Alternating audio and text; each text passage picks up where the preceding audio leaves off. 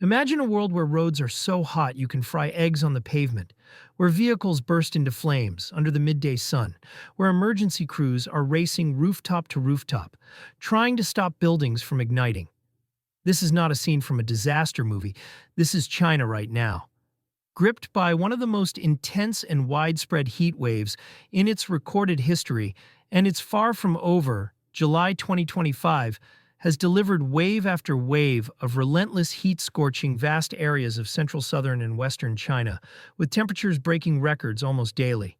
16 provincial capitals have seen highs soar beyond 35 degrees Celsius, with some cities hitting 40 and beyond.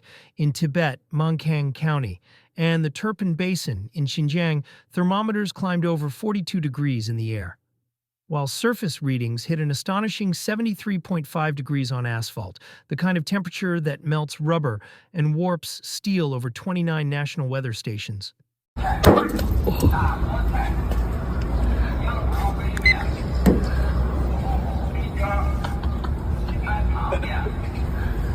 In provinces like Shanxi Hubei, Shaanxi Qinghai, and Sichuan have officially broken their previous July heat records.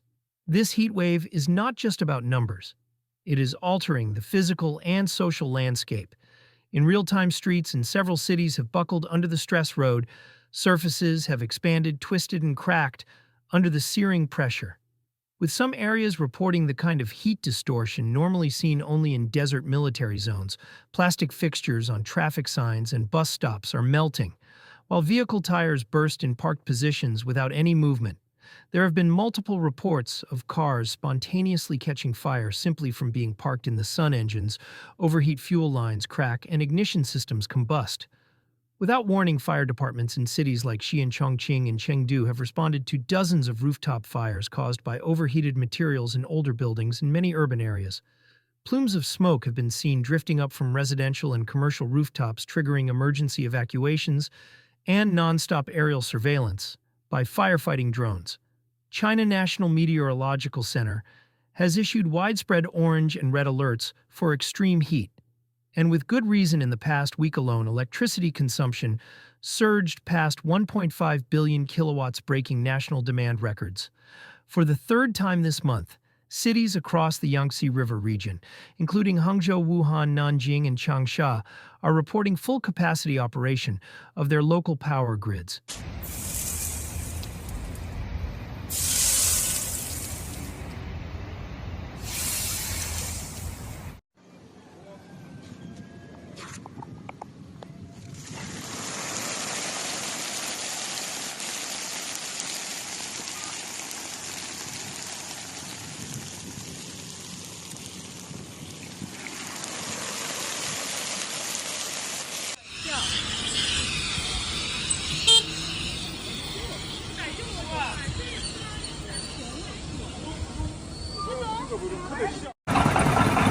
路灯都燃着了，现在吃了先给你来挪挪吧啊，看给你车着了啊，就在这了啊，真害怕。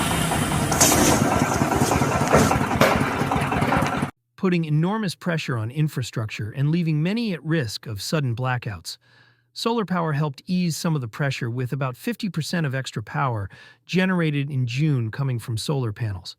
But experts warn that demand is growing faster than the grid can handle, especially in the Northeast. Where historically air conditioning was uncommon, consumer demand has surged, with AC unit sales rising over 800% compared to last year. Shopping malls, subway corridors, and even underground parking lots have become unofficial cooling shelters, with residents escaping the brutal sun any way they can. This heat wave is not only an urban crisis. Rural China is being hit just as hard, if not harder. Corn and soybean crops, already vulnerable to temperature swings, are now under severe stress across central provinces. High temperatures have disrupted pollination and caused premature wilting, threatening a steep decline in seasonal harvests. Farmers are struggling to maintain irrigation, while heat-exhausted workers face deteriorating health and rising risk of heat stroke. In response, local governments have mobilized rapid relief measures. Public cooling shelters have opened in city centers and rural towns, distributing bottled water, electrolyte drinks, and wet towels to the public and especially to outdoor workers.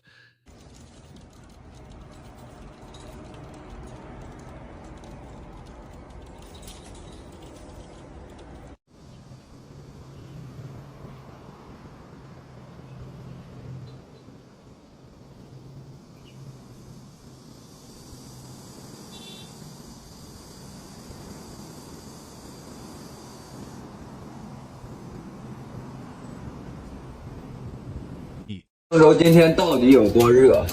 看玻璃都热爆了。今天温度43度。河南，你到底是有多热呀？我就在这儿等个红绿灯，就一哈哈没动，热得我满头大汗，我就不说啥了。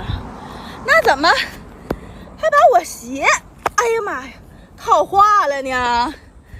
这也太热了吧！来旅游的亲们，看看西安到底有多热。我们家的玻璃已经被热爆了，室外温度43度，这么大一块玻璃，换起来都好麻烦呀。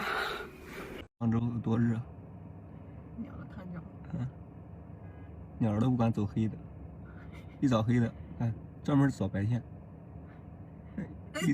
天气有多么热？干了。 Misting systems have been installed on street corners and bus stations in heat-affected districts. Additional safety regulations have been enforced to reduce working hours during peak heat. For laborers in construction under conditions that reached over 40 degrees indoors without coup.